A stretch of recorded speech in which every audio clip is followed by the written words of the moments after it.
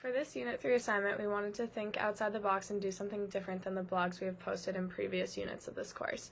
After debating a few ideas like whether to do a podcast, a short video, or even a slideshow, we decided to create an Instagram account. We thought this would not only target our intended audience, but also be a fun project for us to partake in. An Instagram account gives us the ability to not only write, but post photos and videos to supplement our writings. With this topic being something such as fashion, it was important to us to choose a medium that gave us the ability to physically show the readers or audience members images of the exact ideas we were discussing. Instagram allows us to combine mediums like writing, music, video, and images into one big post to reach the eyes of many. Given these appeals, the greatest one for us and was the deciding factor to make us choose Instagram was the ability it gave us to reach our target audience. The intended audience we decided on for this unit's project were people from Generation Z, or anyone born between the years of 1997 and 2012.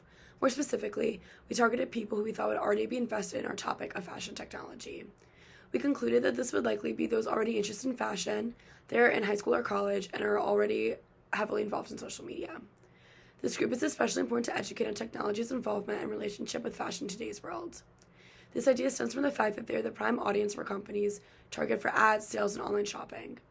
Gen Zers make up the majority of consumers for big fashion companies, as they're the generation that grew up with online shopping, which is now a norm for most consumption these days.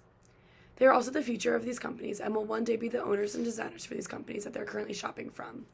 Again, with Instagram already being heavily incorporated into the world of fashion and advertising through technology, we thought it would be best to use as our medium. Also, since so many of Instagram users are Generation Z, this further helps us get directly to our target audience, eliminating groups of people we believe wouldn't be interested in our topic. The communication that happens between us and our audience is pretty one-sided. However, there is an option for it to be more of a two-way communication due to the ability that readers have to leave comments on our posts, respond to our stories, and send us direct messages. We haven't had the most time to grow the account, so there isn't much two-way communication right now, but ideally as the account grows, the conversation between us and the audience will be more prominent. Before the creation of our Instagram, there was more communication when we sent out questions to our audience that taught us about their knowledge of the relationship between fashion and technology.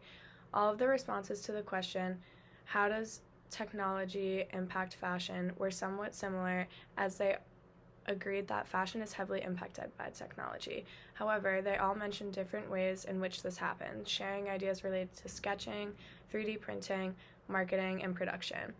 This is where we gain inspiration from many of our posts, thinking that if they already were interested in the topic, they would want to read or learn more about it through our Instagram.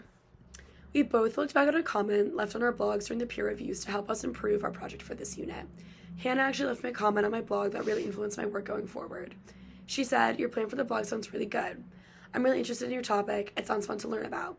The only thing I would say for your intro is to maybe propose your research, explain the two sides of applicable, or take two stances and then say which side supports your research. Also, touch on your intended audience. Like, who are you doing this research for? Is it meant to inform people or maybe helpful in some sense?" Her suggestion of touching on the intended audience and highlighting who it is meant for helped me narrow down my research as I began to think about who my work is really intended and geared towards. I've previously been conducting research and writing towards a pretty broad audience, hoping to grab the attention of many, but this comment helped me decide that sort of reaching many people is not as beneficial and impactful as writing towards and successfully connecting with a smaller audience. So, moving forward, I found information and wrote to a Gen Z audience.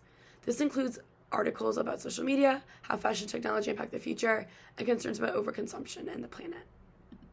The comment that I found most helpful was actually very similar to Emma's. The comment that I found most helpful was when someone said to narrow down and specify my audience. For this unit, by narrowing down a larger group of people into a more precise group, made it easier for me to cater my media and medium towards them. With a specific audience in mind, I chose Instagram to ideally be most appealing and most engaging for our audience. Not only did I cater more towards my intended audience, but I discussed who they were exactly throughout my project. This allowed me to really connect with a certain group of people rather than trying to get the attention of a lot of people at once.